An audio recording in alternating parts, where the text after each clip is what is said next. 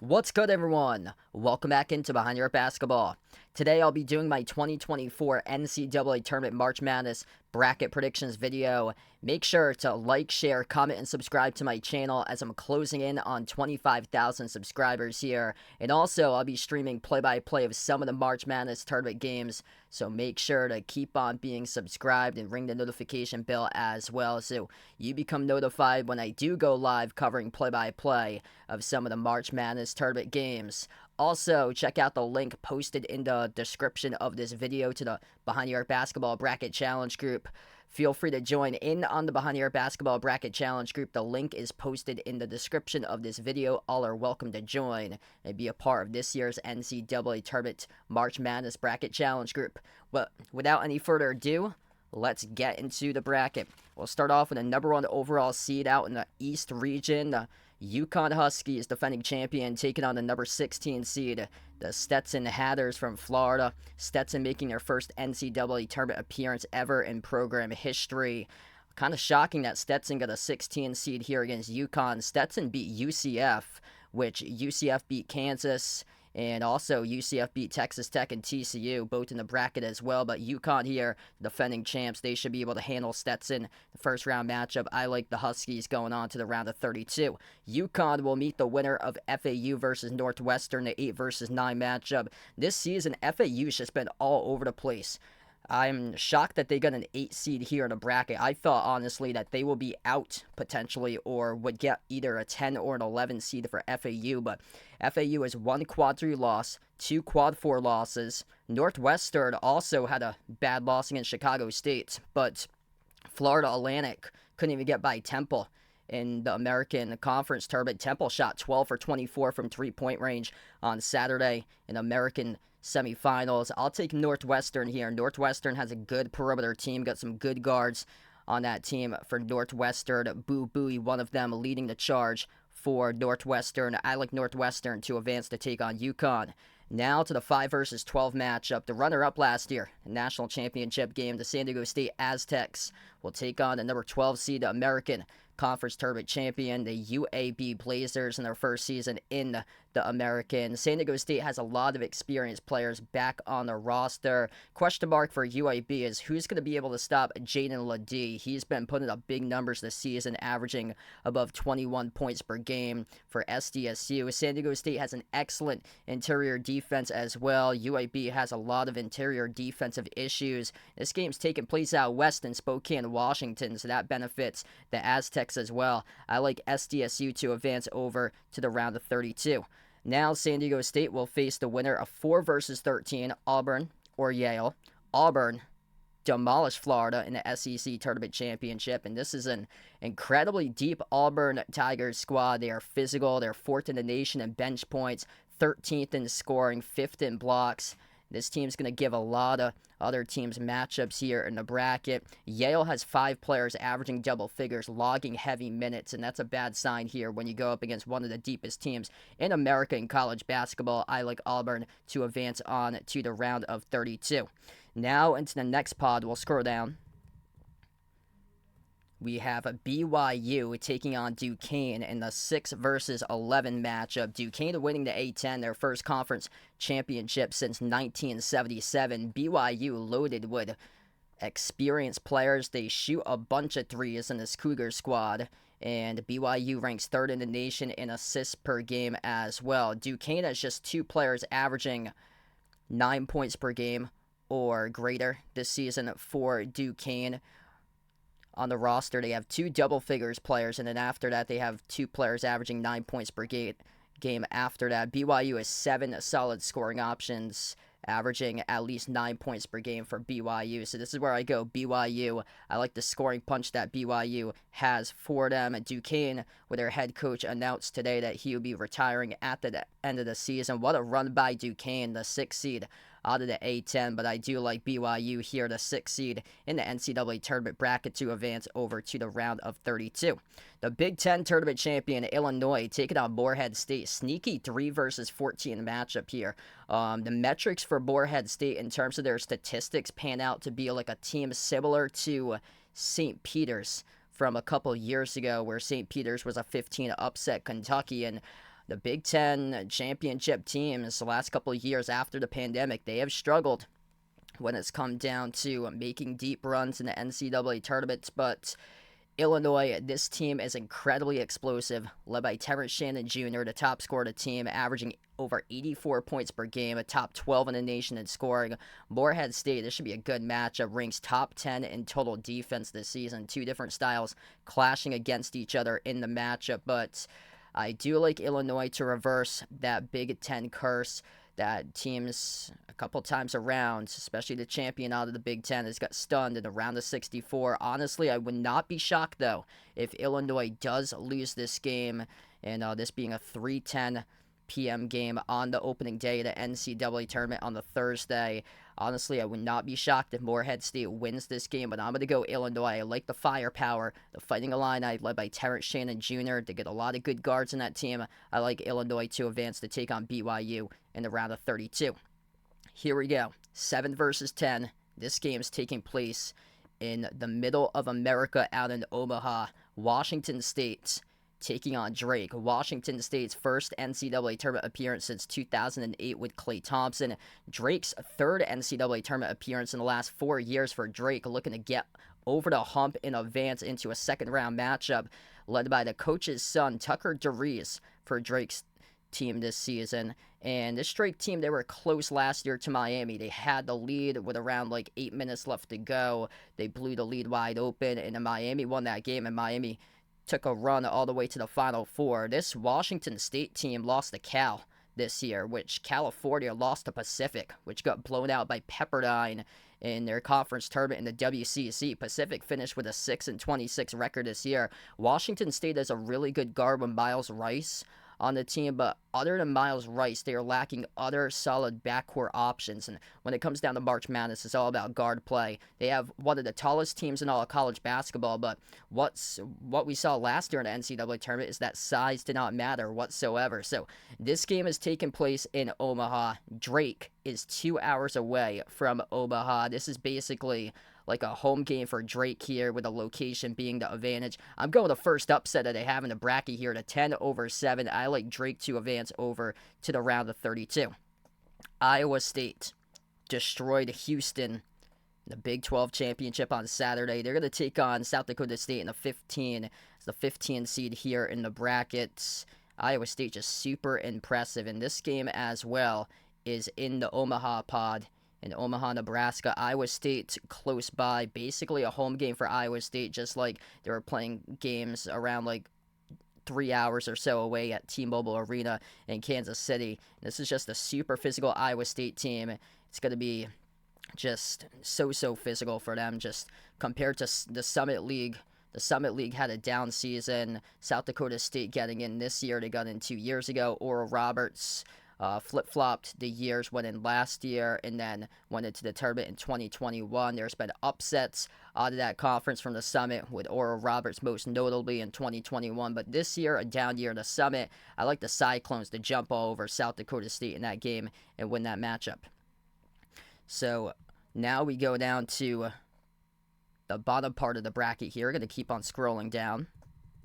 We'll move on to the West region right now, and then we'll work our way back up to the top right after we go through the West region here. North Carolina, the 1 seed in the bracket, the final 1 seed, will take on a play-in game winner here, 16, Howard or Wagner. Howard is 1 game above 500 out of the NEC, or for Wagner, and Howard 2 games above 500 from the MEAC this season. I do like Howard in that game over Wagner because of Seth Towns, 26 years old, been playing college basketball since 2016 at Harvard. So he's got the experience leading that team this year for Howard. But in the 1 versus 16 matchup, you're going to go with Carolina right here. R.J. Davis, superstar guard, Armando Bacot. Just too many weapons in the North Carolina squad. I like UNC in the first round matchup. Here's a good matchup here. This is the first game of the NCAA tournament. 8 versus 9, Mississippi State versus Michigan State, Tom Izzo. Michigan State's been just super inconsistent this season for them. Preseason top 5 team. Mississippi State destroyed Tennessee. 8-1 on neutral floor this season as well for the Bulldogs. And the top player for Mississippi State, Josh Hubbard, this season. He is in his first year, though, and if you don't have any NCAA tournament experience as a backcourt player leading the team, then that's going to be a question mark going into the NCAA tournament right there, even though he's had an excellent season for Josh Hubbard. Mississippi State's for this year, their interior defense has been a question mark for them this season for Mississippi State. Michigan State frequently gets inside the paint, attempts twos. The issue for Michigan State has been defensive rebounding this season for them. They just have struggled on the glass this season for Sparty, but in this game here, the 8 versus 9 to open up the tournament on Thursday, the first game of the NCAA tournament this year, I do like Sparty in this matchup. I just trust the track record of Tom Izzo, Mr. March, when it comes down to college basketball games. Also, Mississippi State has struggled with turnovers.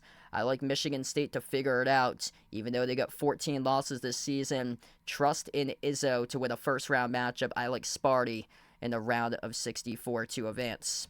5 versus 12. This is going to be a good matchup. I've been going back and forth between these two teams. Two totally different styles. St. Mary's record of 26-7, taking on 29-4 Grand Canyon University. Grand Canyon, drive, attack you in the paint, get to the free throw line. 4th in the nation in free throw makes, 7th in the nation in free throw attempts. Physical, interior scoring team as well.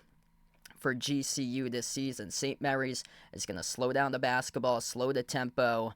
Number 2 defense in all college basketball, top 5 interior defense as well. This St. Mary's team improved a ton this season to where they were at the beginning of the year. They really struggled to open up the season, but Grand Canyon, they got a victory over San Diego State in the non-conference slate, and also they shoot the ball well at the free throw line. I think this is going to be a close game right here.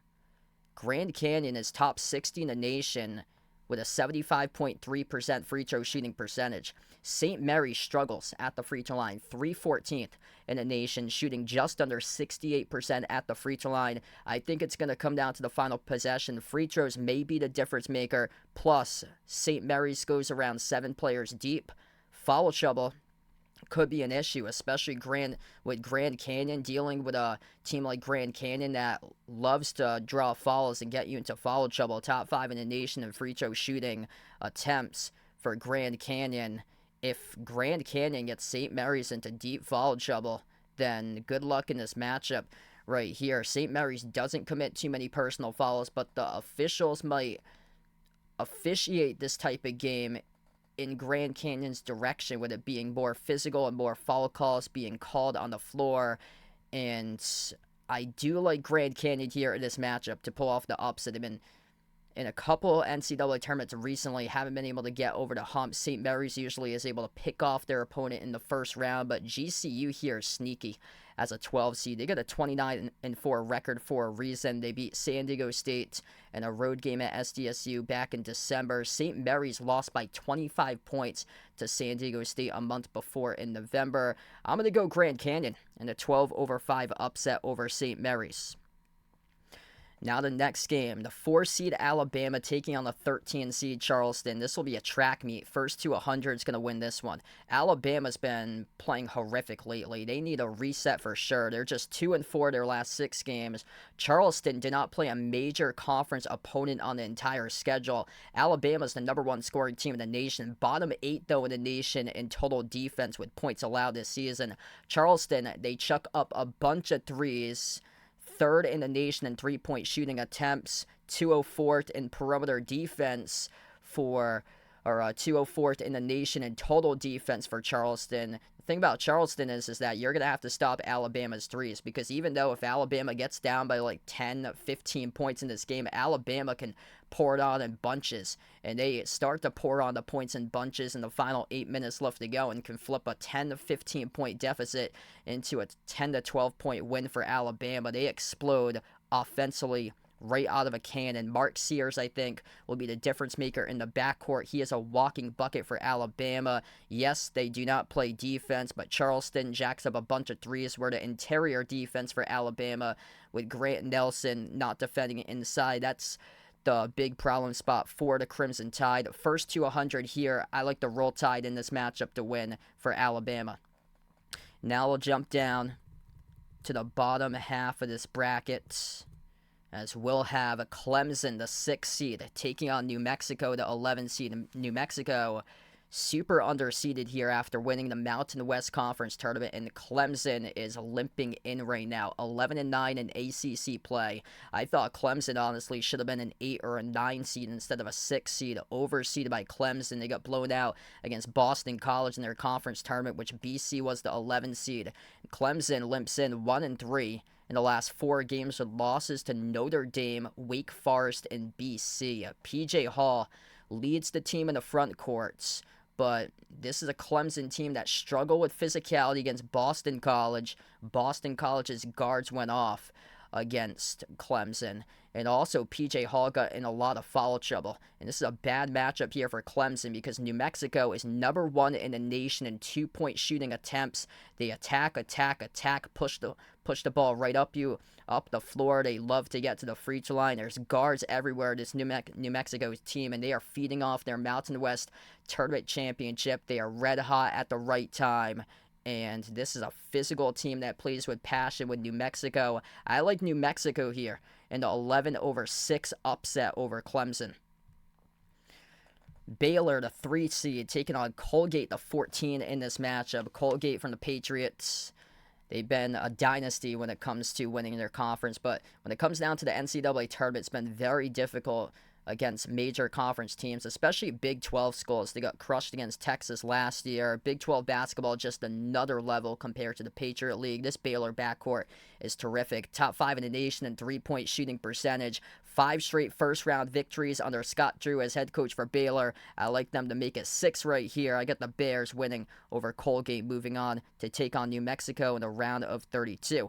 The Dayton Flyers, another team just like Clemson, coming in limping into the bracket, will take on Nevada. Nevada got red hot late stretch of the season. 16-2 start for Dayton, but just 3-3 in the last 6 games, and a couple really just question mark losses that they had with very little guard play on their team. Deron Holmes is leading the way at 21 points per game this season for Holmes, but where are the guards on this team? That's the big question mark there for Dayton. You got to have like backcourt players helping out in the scoring column, and that's been a major issue lately for the Flyers. Nevada, they've been playing well recently, 7-1 record. They did lose against Colorado State in the Mountain West tournament, but they got 2 solid guards in that team that's looking for redemption after getting bounced out of the playing game last year. Jared Lucas and Keenan Blackshear in the backcourt for Nevada. The guard play I like here goes to the Wolfpack in this matchup, and also the location advantage too. This game's taking place out in Salt Lake City, Utah. So that does benefit Nevada being close by. I like Nevada in this matchup to pull off the upset over Dayton. Here we go. The 2 versus 15. And I believe that there will be a 2 seed that will get upset in the bracket. The question is which?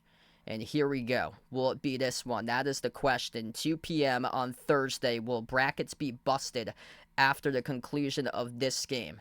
Arizona, every single year in March, just falls down, and they fall down hard. And right here, I'm just going to go out of the park with this pick right here. Long Beach State has 14 losses this season. What a story.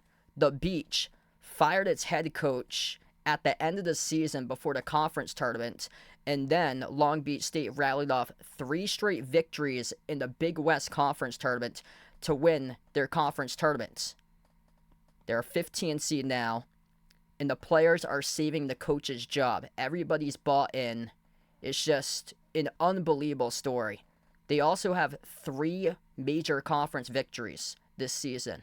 2 of those against the worst major conference teams in the nation. They beat DePaul, they beat Michigan, but the other one that they won against was USC. USC finished below 500. They were a top 25 preseason team, but guess who lost recently to USC? Arizona. Arizona, in the last regular season game, lost at USC by 13 on March the 9th. Yes, Arizona did redeem themselves, beat USC a week later in the Pac-12 tournament, but also don't forget this Arizona team has been super inconsistent this season. They've lacked effort, and there's been times that It's just mind-blowing, the losses that they have, because they're super talented, and you can't be having those losses. They lost against Oregon State, lost against Stanford by double digits. That is just, I mean, I don't know how deep you can go with Arizona right here. You think that they can get redemption, but every single March, they just do a face plant and fall down hard, and they really do fall down hard. And Arizona, when they lost that game at USC in the regular season finale, they had a lot of issues solving USC's zone defense. Long Beach State goes to the zone defense a ton. Arizona was confused by that zone defense by USC in the final game of the regular season. I think we could see busted brackets in this matchup. There's been a couple Pac-12 teams this season that's lost to Big West opponents. This could be another one right here, the shocker. If Arizona does not wake up on Thursday afternoon to play this game, I'm going to go out on a limb here and go for a major upset. I believe there's going to be a 15-2. Once again, I'm going to take this one. Long Beach State to upset Arizona. I'm going for the beach right there for the upset. How about that right there? So we get a 15-10 in the second round. Wow. So now we're going to scroll up. Top right will do for my bracket predictions. We'll get into Houston's region right now. Top right corner. Houston, the 1 seed, taking on Longwood. Top defense in the nation, 16 quad 1 victories. Longwood, second NCAA tournament appearance for them to get obliterated by Tennessee 2 years ago. And I think this is going to be a total beatdown. Houston just smashed mid-major teams every single game in the non-conference slate. This is going to be the biggest blowout of the bracket. Houston by 50, potentially, in this game. I like Houston. All right, Houston will face the winner of this one, Nebraska or Texas A&M. This is going to be a war, absolute battle. Nebraska shoots the three, and when they shoot the three pretty well, things go their way for Nebraska. Texas A&M, they're going to try to see if they can get second chance points and offensive rebounds. That's what they do. They have 7 quad 1 wins this season. They've been all over the map, though. They have a lot of poor losses, too, against Vanderbilt once, against Arkansas twice. They got swept. And this is going to come down to three-point shooting, I believe, in this matchup. The inability to make a three for Texas A&M could really hurt them. Nebraska is number 3 in the Big Ten, shooting 37.8% from the perimeter. Texas A&M is almost 10 percentage points lower at 28.1% this season from 3. That ranks 13th in the SEC for the Aggies. Nebraska's got shooters all over throughout the course of their roster. Texas A&M is super physical, like to cause havoc and force turnovers and offensive rebounds, and they crash the glass. They're all about second chance points. But if Nebraska is able to get that initial defensive rebound and stop Texas A&M, because Texas A&M is not an efficient team, then it's going to be a tough game for Texas A&M in this matchup. I've gone back and forth between this pick as well, but in the end, Texas A&M, they always seem to be a letdown come NCAA tournament time. They just cannot get past the first round. Nebraska, welcome back to the tournament for quite a bit of time for Nebraska. I think Nebraska is going to get an NCAA tournament win here. I like the Cornhuskers to win in the first round. Now we take a look at a 5 versus 12 match. Wisconsin will face James Madison in this game here. James Madison, there's a reason why this team is 31-3. Good guards on JMU, top 10 in the nation in scoring, top 35 in 2-point shooting percentage, top 50 in 3-point shooting percentage, and also top 30 in steals per game, top 25 in assists per game. A lot of intriguing statistics there for James Madison. They scheduled over 40 power conference opponents they called for in the offseason to reach out to be a part of the schedule to see if they could schedule them in, but only one got back when Michigan State, which they upset Michigan State in the opener on the road in East Lansing. Wisconsin, they were 3-8 before the Big Ten tournament took place, and then they finally were able to hit their stride and give Illinois a run for its money on Sunday in the Big Ten tournament championship game. But there's a curse here with Big Ten teams that's played in the Big Ten tournament championship, and after the pandemic, it's been a major curse. Ohio State 2021 lost to Oral Roberts, in the first round as a 2 seed. Illinois, the 2021 champions of the Big Ten, lost to Loyola Chicago, the 2nd seed. Fast forward to 2022, Iowa with Keegan Murray lost to Richmond in the 5v12 matchup. Purdue got knocked out against St. Peter's in the Sweet 16 in 2022. And in 2023, Purdue lost against FDU, while Penn State, who was runner-up last year in the Big Ten championship in 2023, lost to Texas in the 2nd round. So James Madison, 31 victories. They looked pretty good when I streamed the game against Arkansas State. A lot of elite-level shot makers on that team. Got some good guards on James Madison. That team is for sure deep. I like James Madison in this matchup to upset Wisconsin in this game. I think Wisconsin's going to crash back to earth to what they were before the Big Ten tournament, where they were struggling and flailing, trying to figure things out as a team. I like James Madison in this matchup. Duke against Vermont, 4 versus 13 in this game. Vermont, a dynasty out of the America East. 0-2 record, though, in quad 2 for Vermont this season. And for Duke, it's just a lot of size on this Duke squad once again. A lot of balance, too, for Duke. And I feel like the talent is just going to overwhelm Vermont in this game. So I do like Duke in this matchup to pick up the victory. Just a totally different brand of basketball between these schools when it comes down to national powerhouse team. The Duke Blue Devils going up against America East Conference Vermont. I like Duke in this one to pick up the win over Vermont. Now we scroll down. Texas Tech, the 6th seed against NC State. I was going back and forth with this one here. This is going to be a good matchup here. 5 straight wins in 5 straight days for the Wolfpack. Just absolutely remarkable for them. DJ Burns, he's going to be a matchup issue too. That dude is built like a tank. 6'9", 265 for Burns. But here's the question mark. Are they just getting started, or are they burnt out right now? That's the thing. And they had a lot of guys just, man, that team is all hustle, how they performed against North Carolina. But they had a lot of guys just going down in that game for NC State. But nevertheless, they picked up the win in the ACC Tournament Championship. Texas Tech, before they met Houston in the Big 12 tournament, they were rolling. They started to hit a stride for Texas Tech in early March for them. And Texas Tech is a super physical team. Pop Isaacs drives right on the defense. He's going to look to attack the defense in the game. They got a couple of really good guards for Texas Tech. So Texas Tech's going to look to see if they can wear down an NC State squad that's logged a bunch of minutes, 5 games in 5 days, and now entering this matchup, which is on a Thursday. I think if it's on a Friday, I would consider NC State in that matchup, but they're playing a quick game. It is, though, at nighttime, 9:40 p.m. on Thursday, but I do like Texas Tech in this game. I was going back and forth with this pick, but NC State, they've logged a bunch of minutes. I just think they're going to be tired out by then against a physical Texas Tech team that can wear you down. I like Texas Tech to advance on to the next round. Here we go. Big Blue, the 3 seed for Kentucky, taking on the 14 seed Oakland. You like offense? Kentucky's got it this season. Top 10 in the nation in bench scoring for Kentucky. Best perimeter shooting team in all college basketball this season.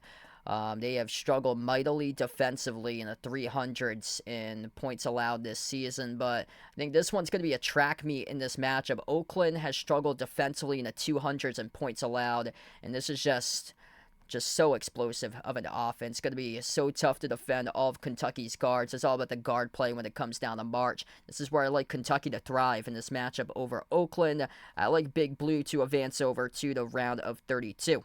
Florida, the 7 seed, taking on a play-in game winner, Boise State or Colorado. This is unfortunate for Boise State because I thought they would have been an 8 seed or a 9 seed firmly in the field, not even going to the play-in game. But Boise State hasn't really picked up like signature wins against major conference opponents for them this season. There were a couple of games that they played in the non-conference slate that they get shredded against major conference teams, so they've lacked those quality upper tier wins.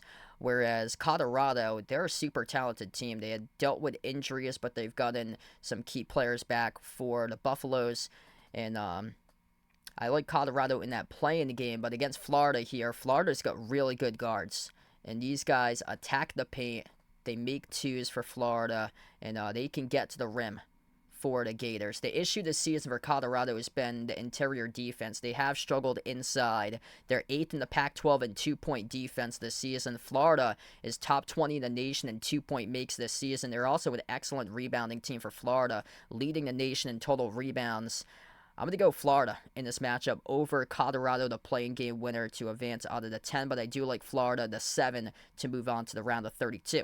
And now the 2 seed Marquette will take on Western Kentucky in the first round. Not sure about Tyler Kolek if he'll be back for this matchup for Marquette, but either way, I think Marquette's still going to be able to get it done. I saw some people take Western Kentucky in this matchup. Wouldn't be shocked, honestly, right there, but I think Marquette still, with their team, will be able to get this done. It's been a down season for Conference USA due to quite a bit of those schools going to the American for realignment, and also Western Kentucky did not play a single major conference team this season, so I'm going to go Marquette in this matchup to take on Florida. Now we keep on scrolling down, so we'll go over to the Midwest region right now. This is Purdue's region. Purdue, the 1 seed, will take on the play-in game winner Montana State out of the Big Sky, or Grambling State from the SWAC. I'm going to go Grambling State right there. Big Sky has had some trouble in the past in NCAA tournament times for Big Sky just not being able to pick up wins, though they're usually a firm seed in the field instead of being a play-in game for a Big Sky team. But I'll go Grambling State there, since Montana State was like a lower seed in their conference tournament. There were upsets all over in that Big Sky tournament. Purdue, you got to win this. Like, come on, if you're Purdue. And this Purdue team, it does feel different this year. They brought in Lance Jones in the offseason. He's a physical guard, experience from Southern Illinois, helping out the team. And these backcourt players, they have grown a year older for Purdue, experience for a team that struggled with physicality last year. Zach Edey with his size going to be too much in this matchup. I like Purdue, number 1 seed, going to win it in the first round this year. Purdue's going to win that matchup. They'll move on to the second round. Utah State TCU, 8 versus 9. Utah State this year, incredible season for them. I feel like they're an extremely lucky team, though. They won a bunch of close games this season for Utah State. TCU, however, they haven't won against a team in the bracket since January 30th against Texas Tech for them. But Utah State, they've never played a major conference team this season. They've turned over the basketball a ton for Utah State, and that's concerning in this matchup with their turnovers. And also, that happens to be a bad matchup. When you turn over the basketball too much, that's a bad matchup going against TCU, which TCU is number 15 in the nation in steals per game. They lead the nation in points in transition for the Horned Frogs. Utah State has 3 straight first-round losses since 2019. TCU has 2 straight second-round appearances in the previous 2 years that they appeared in the bracket in round 2. I like TCU to take on Purdue in round 2. Gonzaga will take on McNeese State. Grab the popcorn for this one. There's a good chance whoever wins this game is going to make a deep run, in my opinion, in the bracket. 30-3 McNeese State with Will Wade, the former head coach at LSU. Yeah, this team is no joke. Gonzaga, 2nd in the nation in 2-point makes. McNeese, 2nd in the nation in fewest twos allowed. Talk about a defensive game plan going into this one to take Gonzaga out of what they do well. And Gonzaga will have to figure out how to make threes in this matchup because McNeese just swallows the paint on you. They're going to force you to take threes and make threes. And the question mark is, will Gonzaga be able to send them down into the cylinder, or will the lid of the rim not look so well with brick after brick after brick for Gonzaga in this game? Gonzaga is the number 1 team in the nation when it comes down to the fewest turnovers per game since the start of this month for Gonzaga. McNeese State thrives upon steals. They're scrappy. Top 5 in the nation in steals per game. Honestly, this is a toss-up for me. Whoever wins this game has deep run potential. I can picture it in the tournament if they're able to upset Purdue in the Sweet 16. McNeese State, I love their physicality. Gonzaga in the past, they have had some difficulty with physical teams in the bracket. This team is no joke for McNeese State. They're built off of major conference transfers who's playing at the mid-major level for head coach Will Wade. Wow, this is going to be close right here. Back and forth, back and forth. I've gone on this pick, but I'm feeling McNeese in this game here. I'm going to take McNeese State over Gonzaga for the 12v5 upset. 4 versus 13. Kansas coming into this bracket hobbled. I'm very worried about Kansas. They've lost the previous 2 games by a combined 50 points. And we're not sure about the health of Hunter Dickinson and Kevin McCullough. Looks like Dickinson likely could be back. McCullough, a lot more question marks. And both of those guys, you need them because they both average over 18 points per game. They're the bulk of the scoring for Kansas. Kansas is in the bottom 25 in the nation in bench points this season. Guess who's in the top 5? Samford. This is another one of those games where I'm going back and forth on because Samford got blown out against Purdue. They haven't beaten anybody good for Samford, but their bench is insane for Samford. This Kansas team this year is historically bad for Kansas. 10 losses, unheard of for Kansas, and they need a reset, and they need a reset fast for Kansas here, and I'm super worried about them. Very, very worried about Kansas because I don't know about the health of both Hunter Dickinson and Kevin McCullough going into this game, and it's going to be tough to produce since Kansas doesn't get much from their bench. They're going to need other guys to step up, and Samford gives you a bunch of players that can get things done and put the ball into the basket. They rotate with different players, give you different looks. Honestly, wouldn't be shocked here if Kansas wins. I don't know about the health here at all. And Bill Self, an incredible coach, best in the business when it comes down to getting his teams prepared for the tournament at Kansas, but just very worried about this Kansas team and how the last 2 games have gone where they just got pounded against Houston by 30 and Cincinnati by 20. I'm going to go Samford here with their head coach Bucky McMillan. Bucky Ball, Samford, pulling off the upset 13 versus 4 with the health being a question mark for Kansas entering this game. The depth of Samford to get things done in March. We got a 12 versus 13 in the second round here. Double-digit seeds battling for a spot to take on potentially Purdue in the round of 32. We'll see how that goes later on. Scroll down for the final portion here to the bottom right corner of the bracket. We have South Carolina taking on Oregon. South Carolina this year exceeded expectations under head coach Lamont Powers. They were the last place preseason pick in the SEC. Oregon right now is catching fire, lightning in a bottle here. And Oregon, they did get onto a groove late December into early January. They were the top team after 5 games in the Pac-12. Here's the stat for you right here. Dana Altman has won 7 straight NCAA tournament first round games while at Oregon. Oregon just has a knack to get hot late, and he's got the best out of his team once again. And it's incredible what he's done because they have just 8 scholarship players because they've had more minutes lost than anybody in the nation due to injuries this season for Oregon. But guess what? N'Faly Dante, physical 7-foot big man, he is back on the team, healthy once again. And they also have a former South Carolina transfer on their team, Jermaine Couisnard for Oregon. Used to play at South Carolina. Jackson Shellstead, excellent freshman on the team, born in Westland, Oregon, where Peyton Pritchard was born and bred as well. I like the backcourt there with a duo, Couisnard, Shellstead, and also N'Faly Dante as well for Oregon. I like the track record of Dana Altman. I'm going Oregon over South Carolina in this game. Incredible season for South Carolina, but the analytics haven't matched up for them. They've got some serious bad beatdowns for South Carolina this year, but I like Oregon in this game. Trust the track record of Dana Altman. Creighton takes on Akron. This is a sneaky game here because this game is going to be played in Pittsburgh. That's close by to Akron, not close to Mid-America with Creighton out in Omaha. Though Creighton, it's been a while since they played, got eliminated from the Big East tournament against Providence in the quarterfinals of the Big East tournament. But this is a Creighton team that's just high IQ. They come in well prepared. They're well coached. They got the top starting 5 in the nation. They get a big 3 on their team. They've won 3 straight first-round games in a row for Creighton.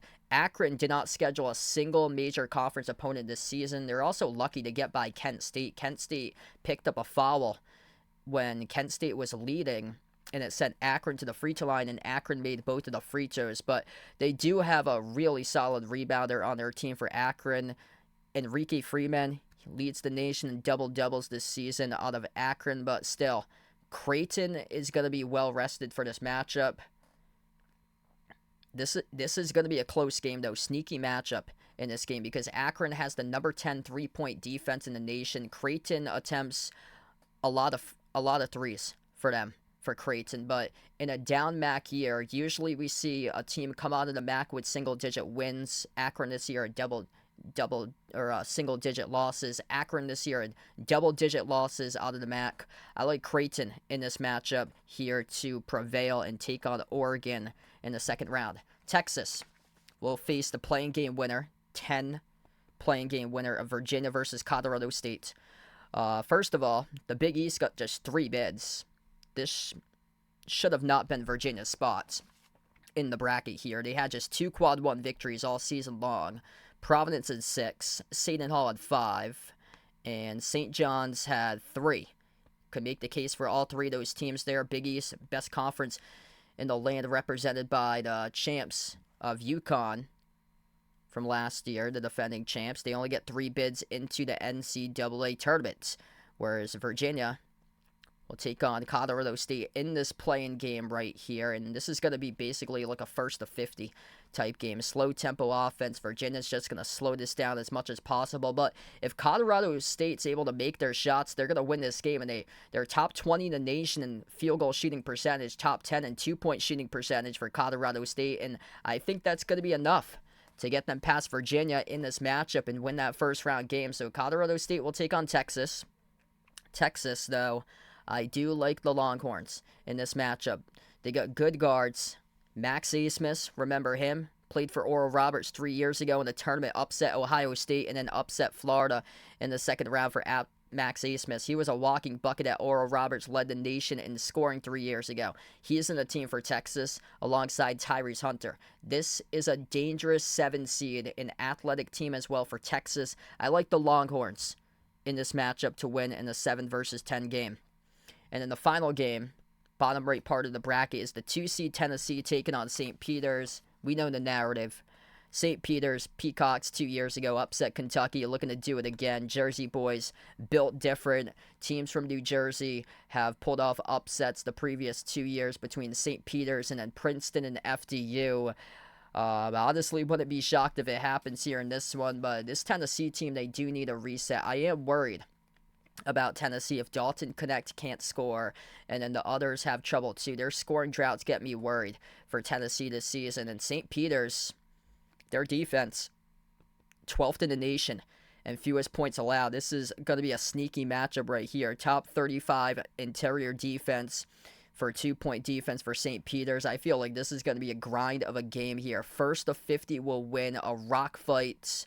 Honestly, would not be shocked if St. Peter's pulls off the upset here, but St. Peter's did have major conference losses against teams like Seton Hall and Rutgers. If you're losing to Rutgers, it's going to be tough to beat Tennessee. Rutgers had a down year this year, and for those thinking about picking St. Peter's over Tennessee, here's the quick stat here to tell you not to. St. Peter's beat Keene University of New Jersey by 3. Keene University is a D3 program. The score was 73-70. St. Peter's won that game. Keene finished with a record of 12-14 at the D3 level. So, yes, I know Jersey boys are different. Honestly, wouldn't be shocked right there. But when you can barely scrape by a Division III team like St. Peter's did, I think it's going to be tough in this matchup going up against Tennessee. Dalton Connect's going to look to see if he can get going. I like the Vols to advance to take on Texas, and that should be a good matchup right there. UT versus UT in the round of 32. So first round is wrapped up. We're going to move on now to the top left corner once again to the second round, my bracket predictions. UConn playing out east first two games are in Brooklyn. If they make it to the Sweet 16, they'll be playing in Boston. They got Northwestern, the 9 seed for my predictions here. UConn's strong on the glass. The Achilles heel for Northwestern this season has been rebounds. They're at the bottom of the nation in rebounds per game, so I do like UConn in this matchup to move on to the Sweet 16 for the defending champs. San Diego State and Auburn, 5 versus 4. This should be a physical game here, absolute war. Auburn, much better team this season from three-point range, and also they don't turn over the basketball that much compared to previous years where turnovers were a struggle. I really like this Auburn team. They're super physical. They're super deep. San Diego State was super deep last year. They are not so as deep this season for them, but they're going to see if they can drive at Auburn. This is going to be a good matchup right here, but in a one-day rest between the round of 64 and round of 32, I do like Auburn with the multiple looks that they give teams with their depth, with multiple players that they have to win this game over San Diego State. The inability to make threes has been a challenge for San Diego State this season, and that's where I like Auburn to win this game over San Diego State. Now we'll move on to the bottom tier of this region. BYU, the 6th seed, will take on Illinois. Illinois has had struggles defending the 3 this season. BYU, can they keep on making their threes? That's the case, because some games they're hot, some games they're cold. Live by the 3, die by the 3 for a top 3 team in the nation in three-point shooting attempts. BYU is 11th in the Big 12 in points allowed. That's the concern, is BYU's defense going up against an explosive Illinois squad right here, led by Terrence Shannon Jr. The 3 is not dropping, and that might not help out the cause for BYU. I like Illinois with their guard play and their explosive offense to win this game over BYU and advance over to the Sweet 16. Drake as the 10 seed taking on Iowa State. Now, Loyola Chicago upsets Illinois from 3 years ago in the tournament. This is a good matchup right here with both of these teams from Iowa taking on each other. Nice little regional matchup. Both of these teams are close by where they'll be playing this game out in Omaha. So basically another home game for these two teams. So Iowa State undefeated at home this season, basically playing another home game for Iowa State, but so is Drake. When you go into this matchup, Iowa State's 2.5 hours away from Omaha. Drake is even less, 2 hours away from Omaha, but the difference here is just Iowa State, they have dogs over their roster. Just another physicality when it comes down to Big 12 basketball. Iowa State, top team in physicality this season for them. And also right now, they're the number 1 team in adjusted defensive efficiency currently over on Bartork.com right now for Iowa State. They surpassed Houston in defensive efficiency. They are for defensive efficiency there for Iowa State. I just think the physicality of Iowa State will be the difference maker in this game, and they really just that win against Houston that they had in the Big 12 championship, like that was stunning right there. And I like Iowa State in this matchup to win over Drake. So we'll move on to the bottom here. As we scroll down, West region. The 1 seed North Carolina will take on the 9 seed Michigan State. North Carolina this season is 9-3 in quad 1 games. Michigan State is the opposite direction, 3-9 for Sparty, but This is going to be a great matchup here. 2 blue bloods going up against each other. Throw out the records. Anything could happen in the tournament, especially when Mr. March, Tom Izzo, 14 losses this season. Preseason, number 4 team. Just inconsistency. That's my issue here with Michigan State this season. And also the struggling that they've had on the glass this season for Michigan State. They struggle to get rebounds, and North Carolina has been a top-tier rebounding team this season. Armando Bacot, double-double machine, Harrison Ingram. I like UNC on the glass in this game here. Tom Izzo usually gets to the Sweet 16, but he did lose in the round of 32 against Duke in 2022, and I think he's going to lose in the round of 32 once again at Duke's rival UNC here. I like the 1 seed UNC to surpass the 9 seed Michigan State. Honestly, wouldn't shock me if Michigan State goes on a deep run if they get past North Carolina, knowing Mr. March, the month of Izzo. Michigan State needs a reset if they're able to get it, but I do like UNC in this matchup on the glass to prevail and move on to the second weekend in the Sweet 16. Grand Canyon, the 12 seed, will take on Alabama, the 4 seed. And for Alabama, their analytics have been just spiraling downwards. I am concerned for Alabama. I think they scraped by Charleston in that matchup, that they are able to build up a ton of points, but in this game here against Grand Canyon, you have to play defense, and also you cannot commit fouls as well. Alabama's gone completely downwards. 100 points plus surrender to Kentucky, Florida twice as well, and that's all in a month span for Alabama. They need a big-time reset for them, especially when it comes to addressing their defensive issues, because they're one of the last-place teams in the nation in points allowed this season. They do not play any sort of defense for Alabama. They barely got by Arkansas on Senior Day, which Arkansas had a down season, wasn't even close to the bracket. Grand Canyon is going to have to focus on locking up the perimeter in this game, because all Alabama does, for the most part, is shoot threes. Grand Canyon is top 5 in the nation and free throw makes and attempts. Alabama, here's the issue for Alabama, is that they average around 20 personal fouls per game. That is top 20 in the nation and most personal fouls per game. And Grand Canyon's going to look to attack. They're going to look to get downhill on Alabama's atrocious interior defense.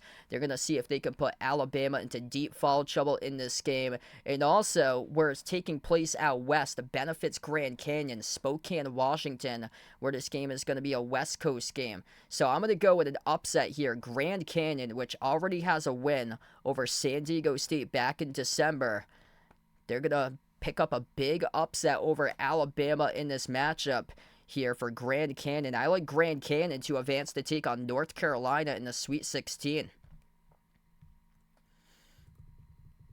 And we'll keep on scrolling down on this bracket here. Keep on going to the bottom side of the West region. Right now, New Mexico, the 11 seed, will take on Baylor. This is going to be a good matchup here. Guards all over the place. Both of these teams are explosive. Both can score. Baylor's one of the best three-point shooting teams in the country. New Mexico leads the country in three-point shooting attempts. New Mexico, coming into this game, leads the country in two-point shooting attempts for them. They attack, get to the rim, take twos, make twos. This is going to be a shootout game right here, and this is a younger Baylor team. This Baylor team just doesn't seem right once again. They struggle with interior defense, and that's an issue going up against New Mexico. New Mexico, the top team in two-point attempts this season. That New Mexico is going to keep on looking to push the ball up the floor, attack, and get to the rim for New Mexico. And I think New Mexico's got something to prove here in this tournament. When their bubble, when they were on the bubble, they proved it the most, and they won every single game in the Mountain West tournament to win the conference championship.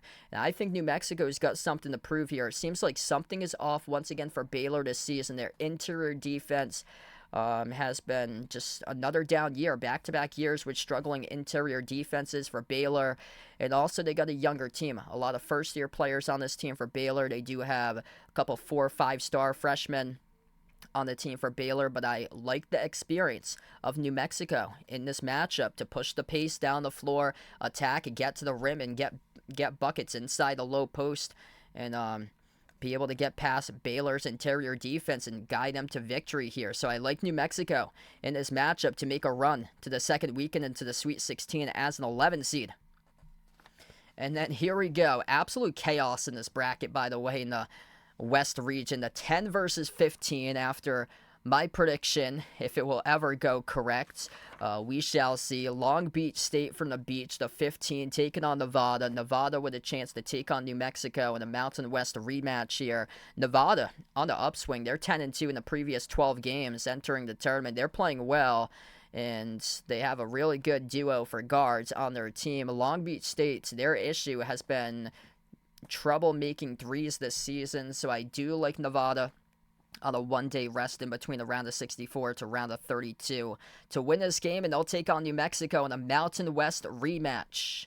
So here you go. The entire second round for my predictions has been set, and now we will move on to the second weekend games, the Sweet 16 matchups right now, as we will do the East region first and then advance over downwards on the brackets. Actually, no, we have the right region, so we get the bottom part of it. Gotta do the round of 32 on the top right side, that's correct. So here we go. So, Houston, Nebraska, as we are now into the South region, the top right side of the bracket here. Houston, Nebraska. Nebraska frequently shoots a lot of threes this season for them. They attempt a lot of threes. Houston's going to blitz them, force turnovers on Nebraska. Nebraska, they need to get balance in this game because they shoot a bunch of threes. I think Houston's just going to lock them up here, in my opinion, in this matchup. I like Houston with their defense to prevail in this game and guide them to the Sweet 16. James Madison, Duke. This is going to be an interesting one right here. Winner will take on Houston for my prediction. James Madison, the Dukes of James Madison taking on Duke here. Honestly, wouldn't be shocked if JMU becomes this year's Cinderella. Kyle Filipowski, he decided to run it back for Duke this year. And the issue for Duke is that they seem like they're a step behind the top tier teams in the country for them this season. For Duke, they just lack like signature top tier wins against 1 and 2 seeds for them this season. But for James Madison, 22-0 in quad 4 games. This is a game against Duke here, national powerhouse, and I'm going to take Duke in this matchup. I think they're going to be able to withstand James Madison and a mid-major opponent in this game here. So I'll go Duke to advance over to take on Houston in the Sweet 16. Texas Tech, Kentucky. This is going to be one heck of a matchup right here. Big 12, defensive, smash mouth type of team, Texas Tech, going up against Kentucky, explosive offense. Multiple guys who can score the ball. Antonio Reeves, or walking bucket, leading that team. Reed Shepherd's playing like the heart of a champion. They got so much NBA talent on the roster for Big Blue. Texas Tech, super physical. The issue, though, is that Texas Tech does lack size. And I feel like the guard play and the talent of Kentucky in this game is going to be too much for Texas Tech. Whereas for Texas Tech, they can take advantage of Kentucky's poor defense. So this is going to be like a first to 90 type of game, I feel like, between these two teams. Kentucky, though, I think the difference here will be the bench scoring. They are super deep for Kentucky. Texas Tech is not a deep team. Don't have many players in the rotation for Texas Tech. And Texas Tech as well has had some turnover issues in the past, whereas Kentucky is an incredible playmaking team. I like the depth of Kentucky in this matchup to advance over to the Sweet 16. Florida versus Marquette right now. For my prediction, this Florida team is a dangerous 7 seed.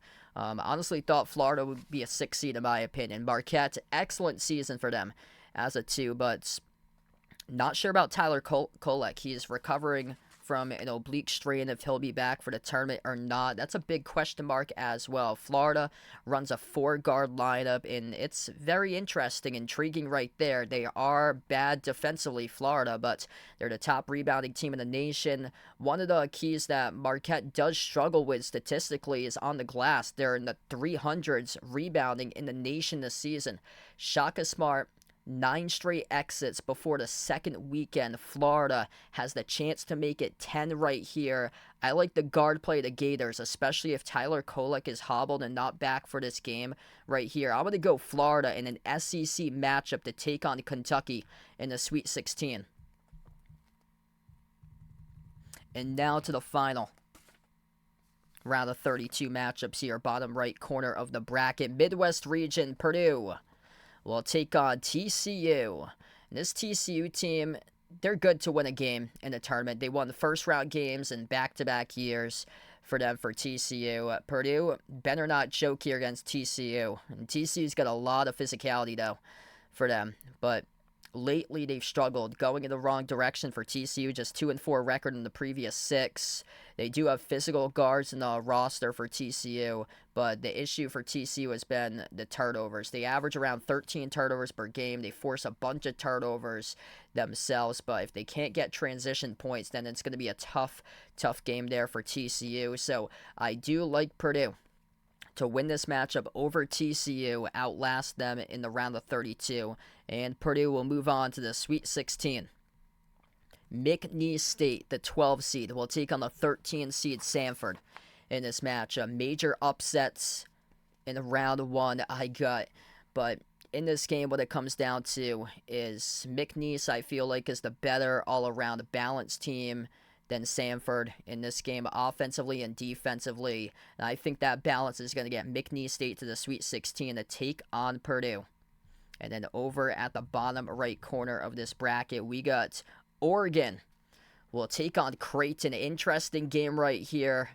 I was going back and forth between this pick here. Creighton has experienced starters. These guys have been playing with each other for a while. Both teams are super well coached. Oregon has just made a furious run late stretch of the season. Head coach Dana Altman gets the best out of his teams late stretch of the season. This is a interesting matchup here because Dana Altman taking on his former team with this game here with Creighton in this matchup here. Creighton, though, inside the interior, Ryan Kalkbrenner, 65% from the floor shooter, does have to face a physical big man with N'Faly Dante on the court, though. I'm going back and forth between this pick. Creighton, third in the nation in three-point shooting, or third in the nation in two-point shooting percentage. They're sixth in three-point makes for them with their perimeter. Inside the Pac-12, Oregon has had its issues this season when it's come down to defending the twos down low. Dante being back helps out a ton, though, for Oregon. But this is one of those games here where I feel like it could go either way, honestly. Would not be shocked if Oregon makes an amazing run to the Sweet 16, in my honest opinion. But I'm going to lean on the experience of Creighton. They've been into the tournament for quite a bit of time for Creighton. I like them with their experience, with their starting lineup, to get that team rolling into the Sweet 16 for the Blue Jays. And then bottom right corner of the bracket, this is going to be a good one here. Nice football matchup for March Madness. We got Texas, the 7 seed, taking on Tennessee, the 2 seed. I was going back and forth with this pick as well. I can make the case for Texas that they got better balance in terms of scoring between Max Asmus, Tyrese Hunter, Dylan Dessou, Dylan Mitchell. They got 4 guys averaging double figures. They got a solid opportunity, honestly, to pull off the upset for Texas. Inconsistency has been a problem this season for Texas. And when I looked back to their schedule in the non-conference slate, they didn't really have any remarkable wins in the non-conference slates.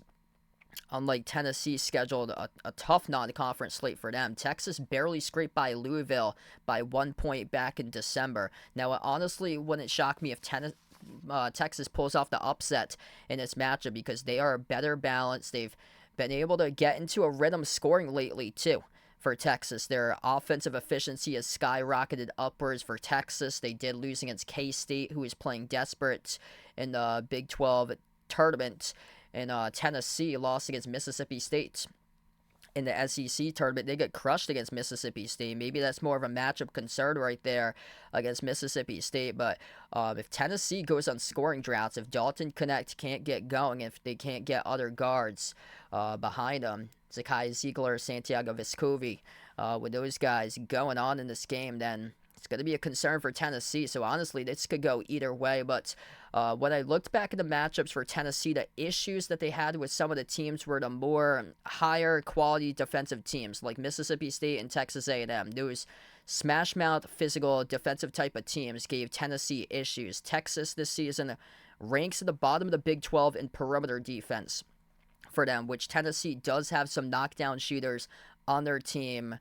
I've been going back and forth between this one, but in my final projection here, I'm going to go Tennessee over Texas in this game. I feel like Dalton Connect will be able to have a big game, knock down shots from the perimeter in this matchup here, and I do like Tennessee to move on to take on Creighton. I was considering Texas for a long time in this one, but their inconsistency kind of had me pull back off for a little bit, but honestly would not be shocked if the Longhorns advance over to the Sweet 16. That one is like an even pick right there for me. Okay, so now we got it. The Sweet 16 has been set for my bracket prediction. So we'll go back up to the top right now. UConn's region out of the East. These games will take place at the TD Garden in Boston for UConn. Basically, home games for the Huskies right here. And for Auburn, this is unfortunate. They should not be in UConn's region, the region of champions, where UConn gets like the toughest draw of anybody, taking on Auburn, the SEC champ. San Diego State last year was the runner-up, the 5 seed. Also, FAU went to the Final Four, the 8 seed in that region. And then Iowa State's at the bottom of that region as the 2 seed, which should have been flip-flopped into another region, preferably flip-flop with Arizona. But no way, Auburn should have been a 4. Just unfortunate right here. Whoever wins this game's going right to the national championship. I feel like Auburn I had as a Final Four team in my mind before these brackets were released, and for them to be a 4 instead of a 3, it's just unfortunate right there. Here we go. Flip of the coin for this one, honestly. Super dominant for UConn, blowing teams out left and right through the water. Some of the games that they won have been close wins, like the 5-point win over St. John's at Madison Square Garden in the conference tournament semis. Auburn has recorded 27 wins this season. 26 of those wins have been by double digits. This honestly can go either way. Auburn in this bracket is out for blood and looking to take down the defending champs UConn. And honestly, I would not be shocked to see Auburn do that whatsoever. This game is going to be physical. It's going to be a war. Auburn matches up well against UConn, in my honest opinion. They're going to look to see if they can put UConn into foul trouble. Auburn is one of the deepest teams in America. I do like Auburn's depth and physicality here, but UConn, they're basically playing a home game in Boston, and this is the deciding factor for this one. UConn, 13-3 in Quad 1 games. Auburn, 3-7 in Quad 1 games, just 5-5 on the road this season for Auburn. UConn has won close physical games all this season. Auburn has won every single game besides one by double digits this season. The only one was in the SEC tournament against Mississippi State. I've got UConn by a point or by one possession to win this game because it's in Boston, it's at home. They got 10 more Quad 1 wins than Auburn, but honestly, if Auburn wins this, I can see them going to the championship, and I think Auburn matches up fairly well against UConn and will give UConn a run for its money in this game. Auburn is super deep, and they're going to make this a game. And flip of the coin right here. I'm going to go Huskies, though, the defending champs, to move on to the Elite 8. But honestly, would not be shocked if Auburn wins this game. And then if Auburn's able to get past UConn, they're moving forward. They're moving to the championship, most likely, or to me, Iowa State in the next round. And whoever gets past that to go to the championship. Scroll down. This is what we got here. Illinois, the 3, taking on Iowa State, the 2. Winner will take on UConn. Physical game once again. But I feel like it's going to come down to turnovers. Winning the turnover battle in this matchup. Illinois, can they control the basketball? That's the question. And they've got knocked out of the NCAA tournament year after year after year because their guards have struggled to keep control of the basketball.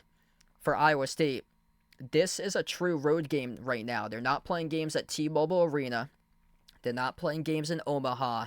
They're playing games that's much further than 3 hours away from Ames, Iowa for this matchup. They're playing games in the East region in Boston, Massachusetts. And this is going to be a battle. Honestly, I think it can go either way in this matchup. Illinois is super explosive. Iowa State last year, I think for them, they could only score in the 40s against Pittsburgh last year in the tournament. They are embarrassed what happened last year where they could only muster scoring in the 40s, being bounced out in the first round last year in the tournament. They are out to do damage in this bracket for the Cyclones. Iowa State is the #1 defense in KenPom. They passed Houston with a win over Houston on Saturday. Iowa State's offense is miles better than what it was last season for the Cyclones. They can hit threes. They're much, much better scoring-wise. In this matchup here, I'm going to go with a defense. Defense wins games. Illinois struggles to defend. They struggle with effort sometimes, especially in the defensive side of the floor. Big Ten teams have never made the Elite Eight since 2021 after the pandemic. All the Big Ten teams, either tournament champions or runner-ups, have been knocked out prior to the Elite Eight. Purdue from 2022 made it to the Sweet 16, but St. Peter's knocked them out. So there's a little curse right there for Big Ten teams for the tournament champs and runner-up after the pandemic. I like the defense here. I'm going to go Iowa State to take on UConn in the Elite Eight. And then we'll scroll down. Bottom of the brackets. North Carolina in the West region will take on Grand Canyon. A remarkable run if this does happen as the 12 seed. This is a super experienced North Carolina team. Made it to the national championship 2 years ago as an 8 seed. Grand Canyon with this game. You can make the case because it's out west in Los Angeles, but I feel like North Carolina here just has so many weapons that's going to be able to outlast Grand Canyon in this matchup. If Grand Canyon does make it this far to the Sweet 16, what a run for them. But I do like UNC to advance over to the Elite Eight. As we keep on scrolling down, we got the Mountain West rematch right here. 11 versus 10 double-digit seeds, New Mexico taking on Nevada in the Mountain West rematch in this game. Both of these teams were severely underseeded. Both of these teams looking to prove themselves in this bracket. New Mexico leads the nation in two-point shooting attempts this season. They're going to go up and down the floor. Nevada, they played well for the last month for them, but New Mexico, when their team is on the line, when they're on the bubble, they're playing their best basketball, and I feel like this New Mexico team is just getting started right now. New Mexico is 2-0 against Nevada this season. New Mexico destroyed Nevada 89-55 in the first meeting on January 28th. New Mexico won on the road at Nevada by 1 on February 13th.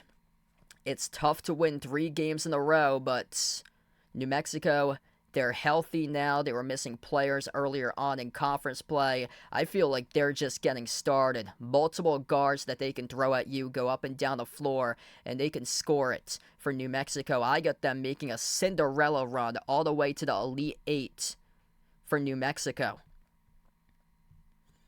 Now over to the top right side of the bracket, as we will have Houston against Duke right now.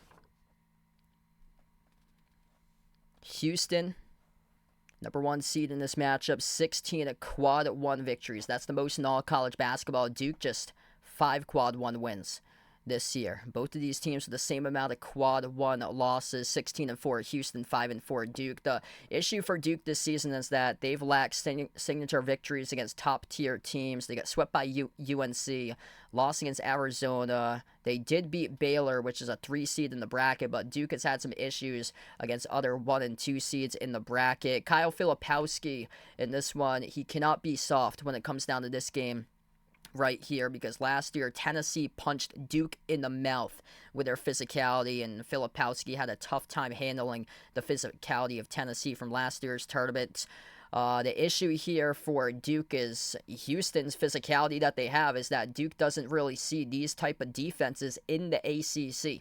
Notre Dame is the 4th best defense in the ACC in defensive efficiency on KenPom. That says a lot right there. After UNC, Virginia, and Duke, I like the smash mouth defense, the top defensive team in fewest points allowed this season, with Houston to win this game and bring the physicality to Duke. I like Houston in this matchup to move on to the Elite Eight. Scrolling down, SEC rematch we got right here.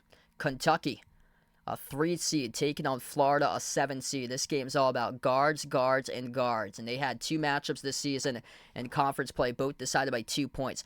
first one to 100 is going to win this game.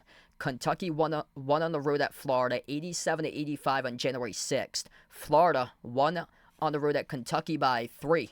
That was in overtime on January 31st. Kentucky gave that game away late for Kentucky. They know that, and Kentucky has been rolling for them lately. They did lose against Texas A&M by 10 in their conference tournament, but I feel like they don't put stock into the conference tournament for Kentucky, and a big show this year for them is the NCAA tournament. 5-1 in their last 6 games for Kentucky entering the bracket, and Florida, they were on the bubble throughout most of this year, and then they made a furious run all the way up to the 7 seed. I honestly thought they should have got a 6 in the bracket for Florida, but they got a 7 seed, made a furious run in the last month and a half to get there for Florida. But when you've lost the last game, like Kentucky did, which they gave it away, lost by 3 in overtime against Florida, and there was a home game at Rupp, I feel like Kentucky here, with these younger players in their team that they have, they've grown up,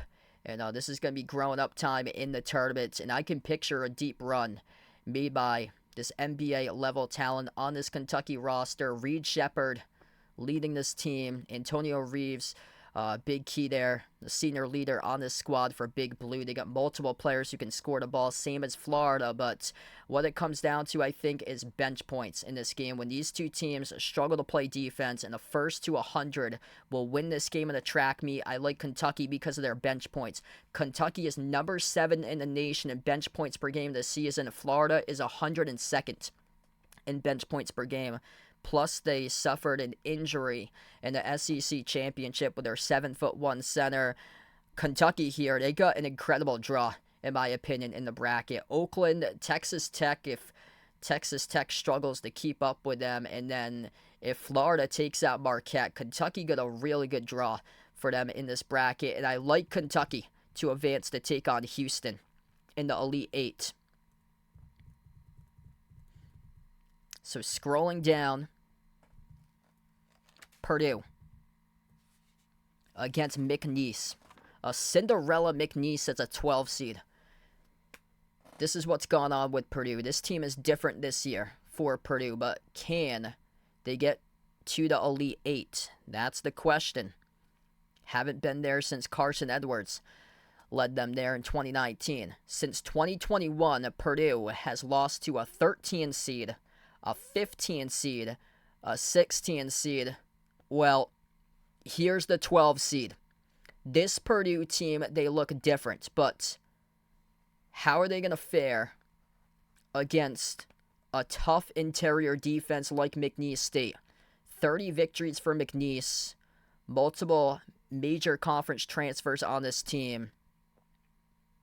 I think it's going to be a tough matchup for Purdue right here. McNeese, they're scrappy. They're going to see if they can force turnovers by the guards of Purdue. Purdue's guards got rattled last year against FDU.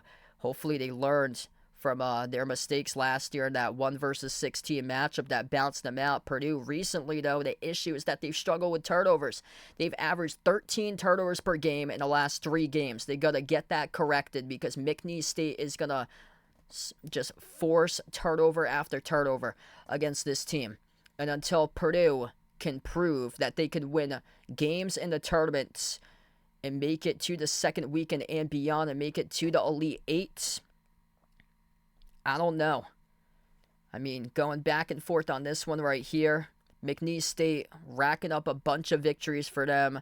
I know their schedule is super weak compared to Purdue, which played the toughest schedule in the country, but you got one of those games that just the 1 seed you struggle with if you can't keep the ball out in front, and McNeese is going to force turnovers in. And what a story if this does happen. Will Wade upsetting Purdue, with a narrative being Purdue losing in the past to a 13, 15, 16, and now a double-digit seed being Will Wade, looking for a major conference job after this one with all the hiring going on afterwards. This would be a major upset. I could see them making a Cinderella run, honestly, in my honest opinion right there, with McNeese getting past Purdue. losing to a fourth straight double-digit seed in 4 years in the bracket in a row. And then we advance over to the bottom. Winner of this game will take on McNeese. It will be Creighton or Tennessee. Defensive battle here. Going to be a rock fight in this matchup. Creighton, what I'm impressed about, they beat UConn by 19 points. That's the largest victory that a team had against UConn this season. Really good starting five, high IQ players on this Creighton team and their experience. Tennessee also is incredibly experienced. Top 10 interior defense. Creighton, top 3 in the nation in interior percentage shooting. And Creighton, what they do rely on more, though, is the three-point shots for them. And Tennessee, they've been one of the top interior defenses in the nation. Their perimeter defense, though, has been shaky. They had a lot of issues in their senior day game against Kentucky. That's a red flag, too, for Tennessee, is that they lost a senior day game for them at home. They've lost 2 in a row going into this bracket for Tennessee. And also scoring droughts. That's got me worried here for Tennessee. If they cannot get things going, if Dalton Connect cannot get into the scoring like the game against Mississippi State, then other players are going to have to step up. He's a walking bucket, but at times they have had some scoring drought issues for Tennessee. And in terms of scoring balance, I'm not sure if they'll have enough here when it comes down to taking on Creighton starting 5 in this matchup, which Creighton has some incredible balance with their team. So I'm going to go Creighton in this one to pick up the victory in the 3-2 over Tennessee. So now the Elite 8 matchups for my predictions have been set. We'll go now on to these Elite 8 games. UConn against Iowa State. Honestly, I thought Iowa State would have been in the Final Four, at least for them, based on how they crushed Houston. This game's going to be a physical war. If Iowa State can force turnovers, they can win this game. It all depends on if UConn can take care of the basketball. I could see Iowa State, too, just like Auburn, upsetting UConn, honestly. And, UConn got put in the bracket in the Conference of Champions. They got their work cut out for them, for the top overall seed, UConn. Iowa State, though, they're 18-0 at home, just 5-5 in the road. This game is played in Boston. This is basically a home game for UConn in this matchup. Iowa State, with their fans, they're going to travel as well. They travel extremely well. Iowa State, they got dogs in their team. This is going to be a close game. Very, very close, but I feel like UConn in Boston will be able to prevail and pull this game out, as they have much more NCAA tournament experience underneath them in previous years, especially last year for UConn. I like the Huskies to advance over to the Final Four once again.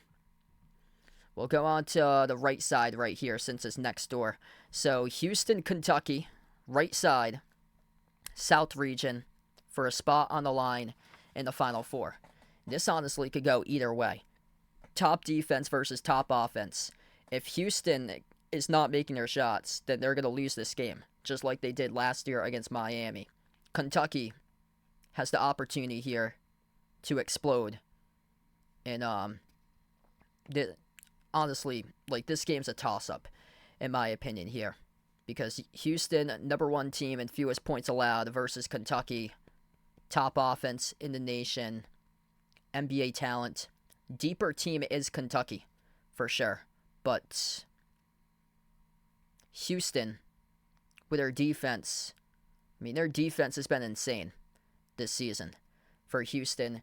And if Kentucky, for some reason, is getting out of sorts offensively, which that South Carolina game back in early January, for one example, is one of those games here, then, you're going to have to play defense. That's the issue here for Kentucky. Their defense and points allowed is in the 300s this season, and Houston should find it easy to score in Kentucky. But if Houston is just locking them up and forcing Kentucky to shoot bricks and be all out of sorts offensively and not into a rhythm for the top scoring team in the land, then this game's going to tilt right over to Houston. So I was back and forth between this pick right here, but in the end, I feel like the defense will prevail over the explosive offense. I like the defense of Houston to win this game and advance the Cougars over to the Final Four. So we got 2 1 seeds advancing, UConn and Houston, to the Final Four. I'll go over to the bottom right now. McNeese, what a run they have had, taking on Creighton, the 3 seed for McNeese here. Creighton, though, just a bunch of NCAA tournament experience from the past. Last year, they were so close to the Final Four. Went to the Elite 8, lost by 1 point against San Diego State. McNeese forces a bunch of turnovers, but Creighton, they know how to take care of the basketball. They don't turn over the basketball often. Experience here in March with Creighton. And what impresses me is their win that they had this season against UConn. The largest win against the Huskies this year by 19 points. I like the experience being in previous NCAA tournaments for Creighton. I like Creighton in this matchup over the Cinderella McNeese to move on to the Final Four. And then the final Elite 8 matchup here. Left side, North Carolina and New Mexico. Another Cinderella. New Mexico with a ton of guards for their team. Honestly, would not be shocked if they make some sort of Cinderella run for them. Their backs were against the wall in the Mountain West tournament. They needed to win their conference tournament championship to put a spot in the bracket. They did that for New Mexico. And they are looking for a serious run in this tournament. North Carolina, though, I feel like is just going to be the better team in terms of balance in this matchup when it comes down to offense and defense in this game. Both of these teams will look to run the ball up the floor, but when it comes down to playing higher competition teams and being more prepared for this matchup, I feel like North Carolina will be able to find their way in this game as the 1 seed and outlast New Mexico. So I like North Carolina to win this game and advance over to the Final Four. So yeah, my bracket was a little chalky here. I got 3 1s to advance over to the Final Four. We'll see how that goes. I usually never like to do that, but based on that whole Los Angeles West pod at the bottom left of the bracket where I have Arizona, the 2 seed, being upset early, I think it could be chaos, but all of a sudden I do have North Carolina out of that bracket right there. But in terms of bracket placement, honestly, Auburn and Iowa State, in my mind, they had both of those teams to the Final Four before Selection Sunday. Unfortunate that they get potted up with UConn in the same grouping there in the East region, because both of those teams, I think, have a legitimate chance, and they do if they're able to upset UConn right there. But here's my Final Four. UConn versus UNC. In this matchup, both of these teams played each other earlier on. December the 5th, UConn won 87-76. UConn's been top 5 all season long consistently, top 4 since the new year, either number 1, 2, or 3 for the previous 2+ months.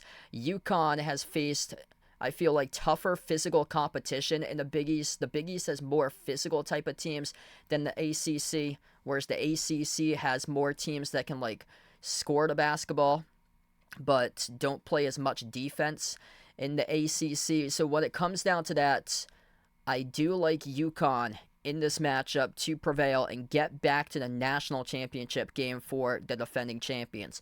And UConn will face the winner of Houston versus Creighton, the right side here of the bracket. And I will go on this one back and forth on this pick here because both are super experienced. Houston, super physical with their physicality. Creighton, excellent run if they do make it to the Final Four for them. Terrific starting 5 for Creighton, but I feel like for Houston, they're going to make this game tougher and tougher and tougher for Creighton as it goes along in this game, as Houston with their physicality is going to wear down the starters of Creighton who log heavy minutes. This is going to be a battle, but I do like Houston and their physicality to be too much over Creighton in this matchup, and I'm going to pick Houston to take on UConn in the national championship game. So here we go. The defending champions, the UConn Huskies, taking on Houston, 1 versus 1. Both of these teams were either 1, 2, or 3 throughout basically the majority of the season between UConn, Houston, and Purdue. Wouldn't shock me if Purdue is here, but Purdue does have some issues when it comes down to tournament time every single March, so they're going to have to prove that to me.